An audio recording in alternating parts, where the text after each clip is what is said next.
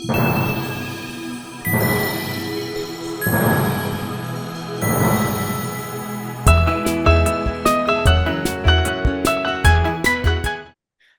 friends. Welcome to this episode of JewelBuzz Talks. Join me in welcoming Mr. Neil Sonawala, MD, Zen Diamond India. Namaste and welcome to the show, Neil. Hi, thank you so much for having me on the show. It's a Pleasure pleasure. having you, taking your valuable time. Let's hit the ground running. You represent an international company, Zen Diamonds. Why India? Your entry strategy. So India is at a key inflection point. The economy is growing, the consumers are very young, very aspirational. And for Zen Diamond, it made perfect sense to enter India at this point of time. Also, given that, Indians are traveling around the world, they are seeking for international designs, especially in jewelry. And also they're looking for great customer experience and service. So I think Zen Diamond fits the bill. And even in terms of design, it's very suitable for the young Indian population. So hence we decided to enter India. Let's go to product and design differentiation and the retail innovation that you are planning. Your differentiating factors. The differentiating factors are that we work with designers globally, especially from Europe, who are working on concepts. Jewelry business is all about design and concepts. So we have access to a large design talent pool. Okay. And from this talent pool, we are able to leverage designs that would work globally. A few years back, it was that every country had their own, designs due to the culture and, so many factors playing out. But now the world is globalized, and these designs that we, largely sell are, it's accepted globally. So first, we have access to large design bank. Second is the craftsmanship, high level of finishing that we have as an international brand. And third is the distribution network that we are building in India. So we are just at a starting point, and we have a long way to go. So, let's talk about your entry strategy. Of course, you started from Mumbai. Your entry strategy and expansions plans across the country. If you could take us through that. Sure. So we started last year at Mumbai. So we are very clear. We want to focus on marquee locations, great locations, which is quite essential for us to move forward. So as we get good locations, we are willing to move forward. We started in Mumbai at Turner Road, Bandra, which is again the best location. It's the marketplace now in Mumbai. We started the second store at Sky City Mall in Borivali, and now we are starting two more stores in Bangalore, in high level malls there. And also, we are looking at North India. And then, of course, we will also look at tier two cities. So, this expansion needs to be buttressed by, aggressive promotion. So, branding, promotion, marketing strategy. What innovations are you going to be using to take the message forward? Well, I think the consumers are very, basically, they are very digital savvy. We are looking at social media in a very big way. We are constantly posting, on Instagram, Facebook. We also have an e-commerce platform which is going to go live very soon.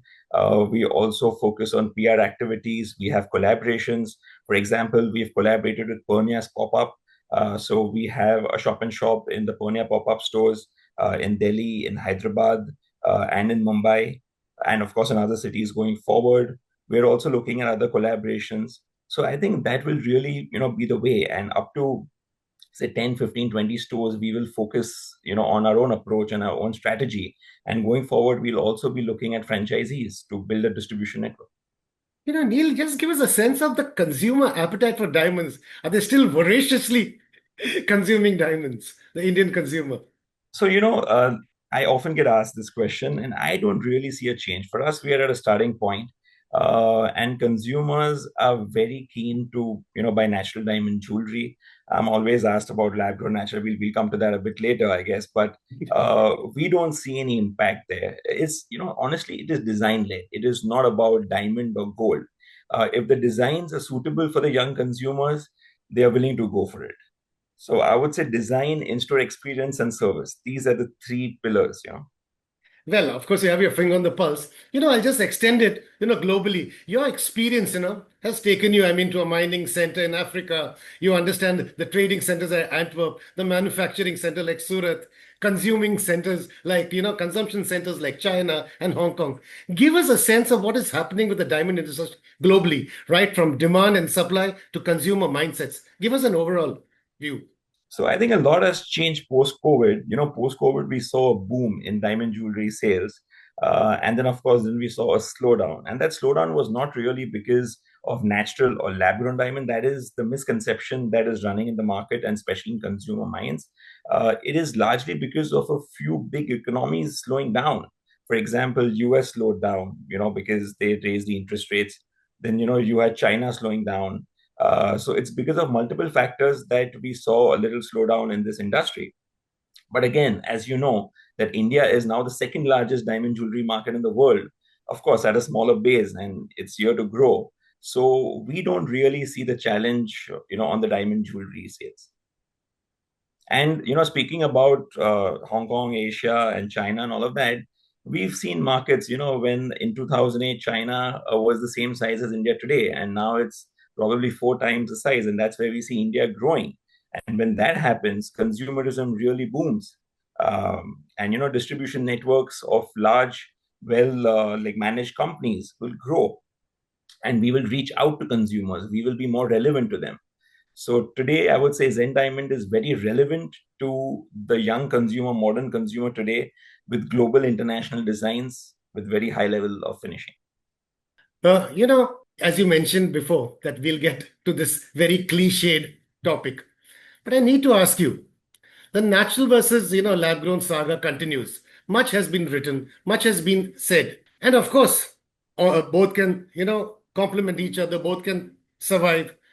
All those cliche things have been said. But your take, is it going to disrupt the market? What's going to happen? What's the end game of this natural versus lab-grown diamonds? I think that's a fantastic question, and I really want to answer this, as my own perspective, because I have a very different view, and I think a lot of people agree with me also on this. My view is that we have this thing going on right now where people are choosing probably lab grown or natural at some point because of the value. The value of lab grown is going down, as we all know, and the value of natural is quite there. It's not really going down that much. It's already corrected. The way it's going to play out is I see lab grown moving into an entirely, in a very different category, which is going to be fashion, and which is also going to be beyond jewelry.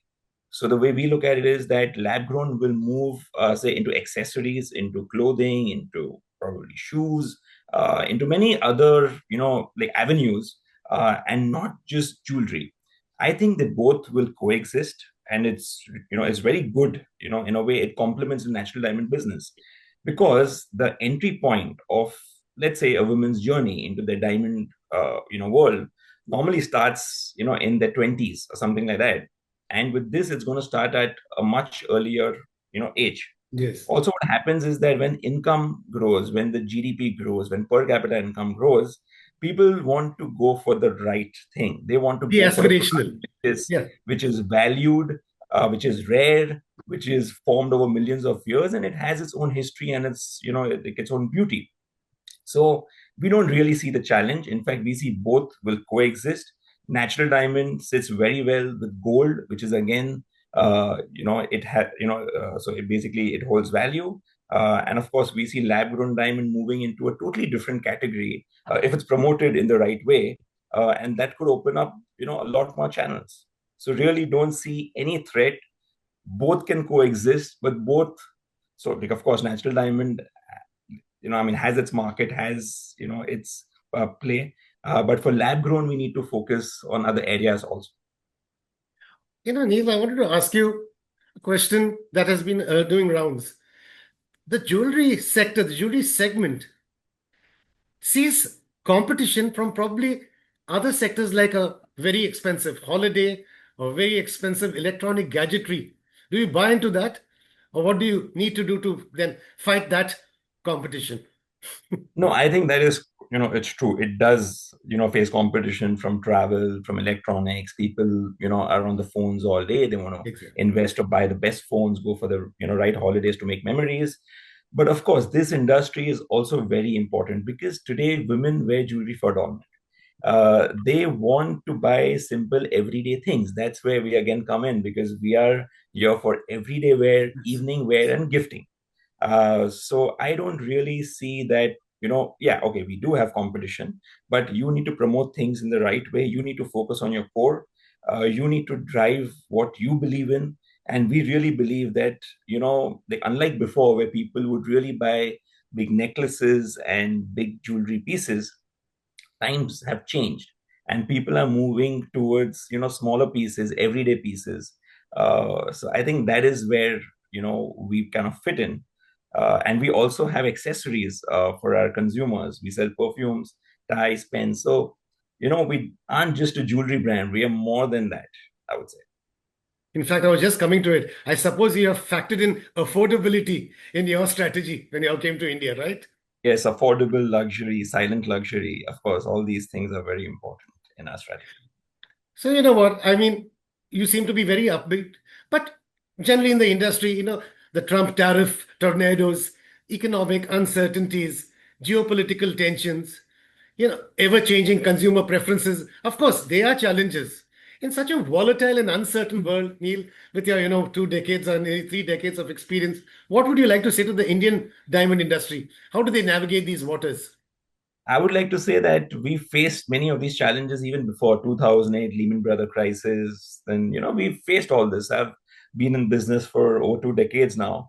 But what I would like to tell the industry is not to panic, not to go totally pessimistic on the industry, saying that, okay, things are not working out and margins are falling and, we see demand falling. I don't think we should go to that level. Yes, there are challenges. We have to accept those challenges. We have to be very mindful about it, but we have to be positive. We have to go forward. As I said, India is now the second largest market with a smaller base. It will grow very quickly in the next probably 5 to 10 years. So of course, diamond demand will also pick up, and of course, US will come back. Yes, we do have these temporary, basically I mean, say roadblocks or whatever you call it. But I think in the long term, all this evens out. This is my experience as per, with me being in business in the last 2 decades. So I don't think we need to worry a lot. We have to be mindful, be positive, and go for it. Go forward. So, friends, they are selling domestically or you're exporting. Neil says there's good times ahead. For spending your valuable time and your valuable insights, Neil, thank you so much. It was a Thank pleasure you so talking to much for you. having me, and I hope your viewers, enjoy and like find a lot of information and positive things in what I'm saying. So yes, thank you so much.